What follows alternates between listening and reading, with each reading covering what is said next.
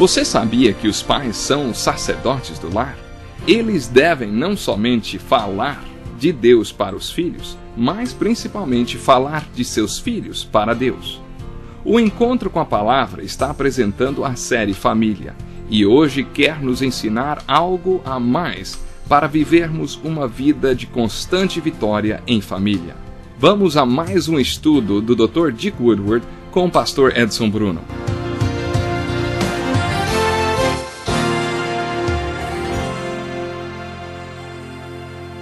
Como é bom contar com a sua atenção para mais um encontro com a palavra.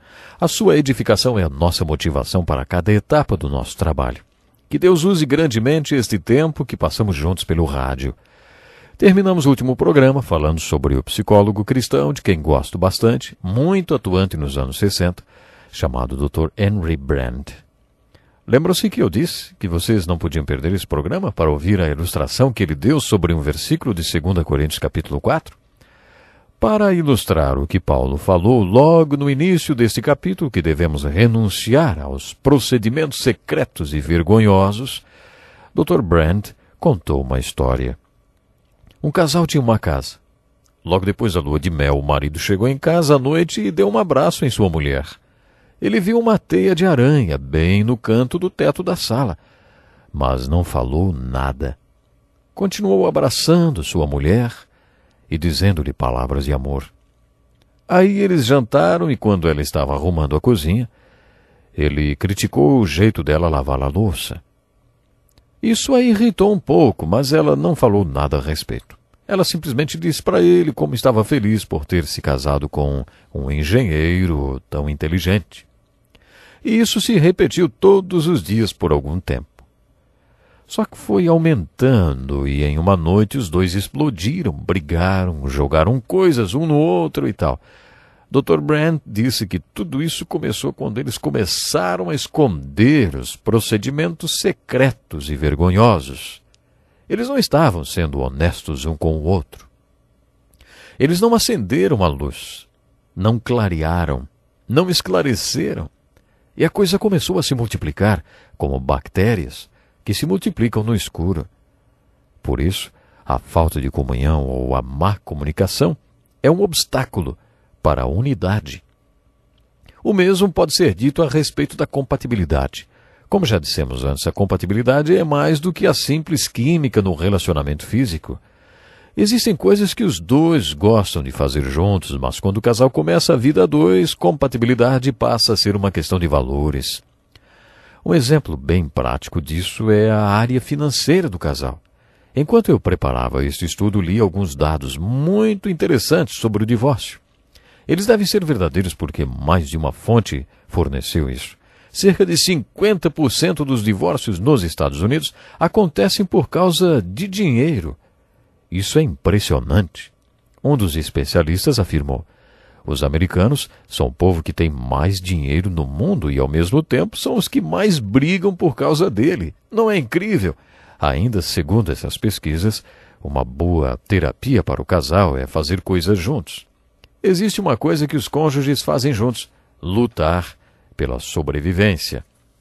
Enquanto eles trabalham para sobreviver, não brigam por causa de dinheiro. O que vamos fazer com todo o nosso dinheiro? O que vamos fazer nas nossas horas de folga? Eles não têm tempo livre e também não têm dinheiro extra, por isso não brigam por causa disso. Mas os americanos brigam por causa de dinheiro. E o que isso significa? Significa que existe uma incompatibilidade na questão de valores. Digo por experiência própria que o dinheiro pode vir a ser um dos maiores problemas no casamento. Acho que posso até escrever um livro sobre os perigos de ser um pastor e ter que lidar com dinheiro.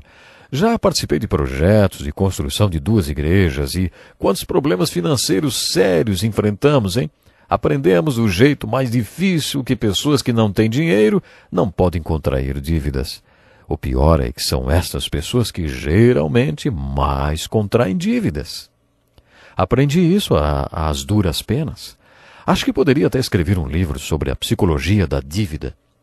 Sobre como enfrentar a montanha de dívidas e ver 80% do seu pagamento ir para essa montanha e sobrar apenas 20% para você passar o mês, se essa montanha começou a crescer logo que você se casou, quando você ganhava pouco, ela só aumenta e o seu dinheiro disponível diminui cada vez mais. É muito simples. Se você gasta mais do que ganha, vive na corda bamba o tempo todo. No geral, as pessoas têm uma renda X e um padrão de vida que é um pouco acima disso. Se você e sua esposa se encontram nesta situação, enfrentando problemas financeiros, comece reconhecendo que existe um sintoma de incompatibilidade de valores. Depois, procure aconselhamento sobre como gerenciar as suas finanças.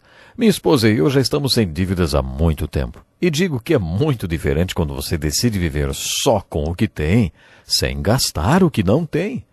Esse é um dos conselhos básicos que você ouvirá de qualquer consultor financeiro. O próximo elo da unidade é o amor. Podemos dizer com toda certeza que esse elo é um fator positivo, mas a ausência do amor é um fator negativo de sérias consequências. Se não houver compatibilidade, a incompatibilidade será um obstáculo. Mas se você não tem amor, o obstáculo à unidade ainda é maior. O efeito pode ser devastador. Foi por isso que no primeiro estudo da primeira série mencionamos uma ajuda especial constituída de 4 segredos espirituais. Vou citá-los novamente. Os 4 segredos espirituais são: eu não sou, mas Ele é. E eu estou nele e Ele está em mim. Você pode aplicar isso ao amor. Eu não sou esse amor, eu mencionei, lembram? Descrito em 1 Coríntios 13, mas Ele é, Deus é, Cristo é, o Espírito Santo é. E se eu tiver nele e Ele em mim, poderei amar com esse tipo de amor. É isso que você tem que fazer se descobrir que não tem esse amor, que é a dinâmica da unidade. A falta de amor ou o egoísmo pode acabar com o casamento. Continuando com a segunda lei espiritual, podemos dizer: eu não posso amar desse jeito, mas ele pode. Eu nem quero esse amor desse jeito. Eu não quero amar desse jeito. Você terá que ser honesto e admitir isso, então. Quando você descobre o que é o amor, pode acabar não querendo amar, porque ele é contrário à natureza humana. Mas Deus quer, e ele pode.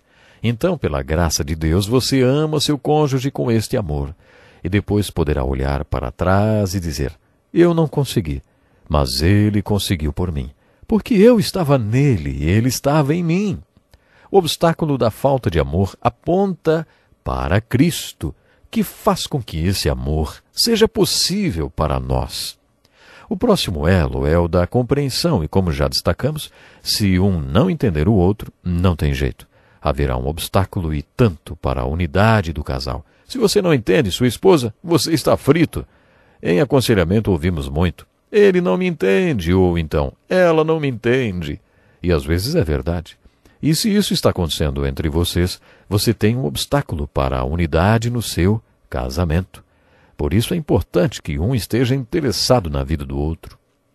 Apresentamos algumas perguntas que servem como bússola espiritual.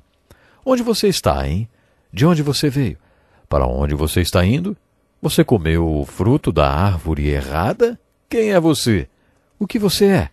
O que você quer? É muito importante que um conheça bem o outro e que os dois peçam a Deus e ao Espírito Santo sabedoria para se entenderem. Isso é extremamente importante.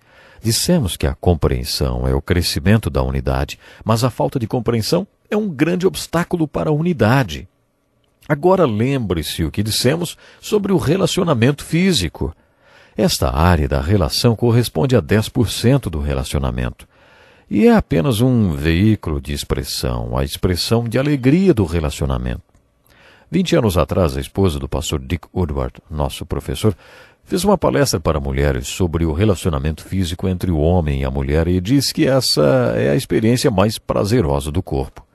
Todas as mulheres entenderam bem o que ela disse e comentaram o assunto depois. Mas se o relacionamento físico não for o que tem que ser, ele corresponderá a 90% do problema entre o casal.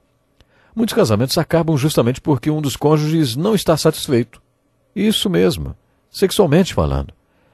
Quando isso acontece, É uma questão de tempo até que o cônjuge insatisfeito encontre uma outra pessoa que o satisfaça. E aí está criado o triângulo, e temos a fórmula para o desastre que atinge tantos casamentos. Por isso, se o relacionamento sexual com seu cônjuge não é o que deveria ser, pode ser que o casal esteja diante de um grande obstáculo para a unidade. Quando focalizamos o elo do amor, dissemos que sem o amor de Cristo você não terá capacidade nem o potencial para amar, não poderá ter o amor sobre o qual as Escrituras falam quando descrevem a dinâmica que impulsiona o relacionamento.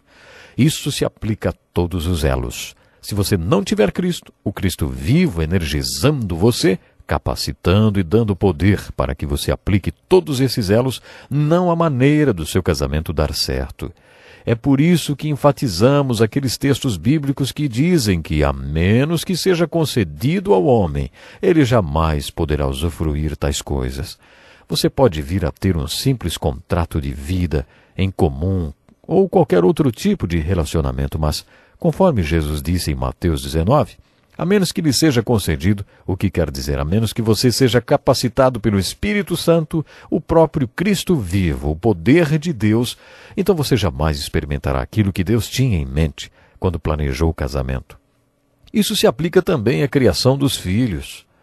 Também vimos que o relacionamento conjugal está embasado em duas pessoas que formam a união.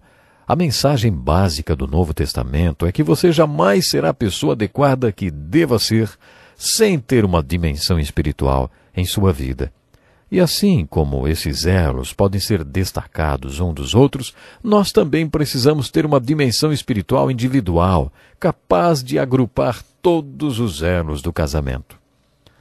Eu gostaria de compartilhar uma abordagem diferente para esse assunto que foi elaborada pelo Dr. Bill Bright, fundador da Cruzada Juvenil. Ele é um homem temente a Deus, com uma visão de alcançar o mundo para Cristo. Atualmente sua visão é para que a igreja tenha um reavivamento. Essa é a sua nova visão. Ele tem atingido literalmente milhões de pessoas através de um folheto intitulado As 4 Leis Espirituais. Eu precisei de 7 leis e ele usou apenas 4. Agora eu gostaria de expressar o ponto de vista dele sobre o que o ser humano precisa saber e fazer para ter uma dimensão espiritual em sua vida, para nascer de novo, para ser seguidor de Cristo. Mas, infelizmente, o tempo do programa de hoje acabou. No próximo programa veremos quais são essas 4 leis espirituais. Meu desejo e minha oração é que Deus lhe abençoe, que você possa estar de bem com Deus e assim a sua vida em família, a sua vida com seu cônjuge vai estar bem, com certeza. Pense nisso e até o nosso próximo programa. Deus lhe abençoe. Que lição importantíssima. Obrigado, Pastor Edson Bruno. Prezado ouvinte, coloque em prática o que você ouviu aqui. Sem dúvida, sua vida será grandemente abençoada. Este é um estudo escrito pelo Dr. Dick Woodward, na voz do Pastor Edson Bruno. Escreva-nos e solicite o material. Nosso endereço é Encontro com a Palavra, Caixa Postal 2011, CEP 89201-970, Joinville, Santa Catarina. Até o nosso próximo Encontro com a Palavra.